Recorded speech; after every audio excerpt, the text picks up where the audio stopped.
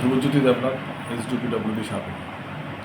Sir আমাদের কাছে একটা আজকে কমপ্লেন আসলো যুবশক্তি ক্লাব থেকে রানীবাজার যা রেল স্টেশনের পাশ দিয়ে যে রোডটা হচ্ছে এ নিয়ে মানে এলাকার লোকজন অভিযোগ কাজটা ঠিক মতো হচ্ছে না, কাজটা বারবার ধরে হয় প্রত্যেক প্রায় বছর হয়, কিন্তু 2-1 বছর যাওয়ার পর 6 মাস যাওয়ার পর রাস্তাটা একই হাল থাকে। আমি প্রথমে বলতে চাই যে এই রাস্তাটার মেনটেন্যান্স বিগত 3 বছরের মধ্যে হয়নি।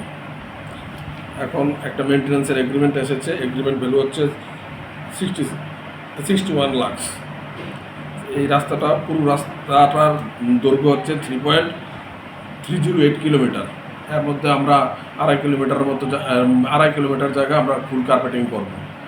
আর সামনের যে জায়গাটা সমস্যা মানে জল জমে থাকে, এটা অ্যাকচুয়ালি হচ্ছে গিয়ে সামনের আমাদের PWD যে ড্রেনগুলি আছে এগুলোর মাটির গাড়ি গিয়ে ড্রেনের মধ্যে মাটি ভর্তি হয়ে এই জলগুলি রাস্তাতেই থেকে যায়, তাই সামনের জায়গাটা খুব তাড়াতাড়ি খারাপ হয়ে যায়। তাই আমরা এই জায়গাটা একটু রাইজ করেছি।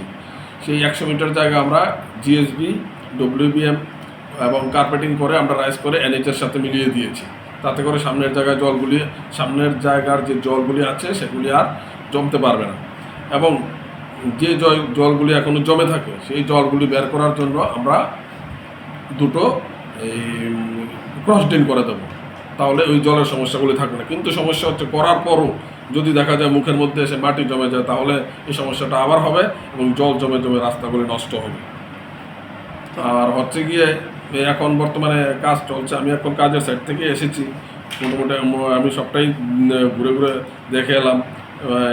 আমরা তো পুরো রাস্তা কার্পেটিং এগ্রিমেন্টে নেই, 2.5 কিলোমিটার মতো আছে, সেটা ধীরে ধীরে হচ্ছে। এখন মোটামুটি 30% মতো হয়েছে।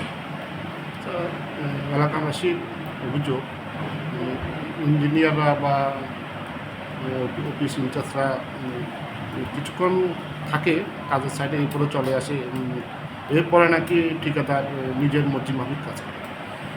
আপনারা কথাটা ঠিকই, এই কথাটা বলতে গেলে হচ্ছে গিয়ে ইঞ্জিনিয়ার তো দেখুন, একটা জুনিয়র ইঞ্জিনিয়ার তো মোটামুটি 3-4টার মতো কাজ থাকে কন্টিনিউ, তো আর সবগুলি সাইটে রক্ষণাবেক্ষণ করতে হয়। ইঞ্জিনিয়ার যদি নাও থাকে, অফিসিয়াল কেউ না কেউ একজন অবশ্যই থাকছে যে কাজটা দেখছে। আর এলাকাবাসী যদি এগুলো বলে থাকে, তা আমার চোখে এগুলো এখনও পড়েনি। আর কী বলবো।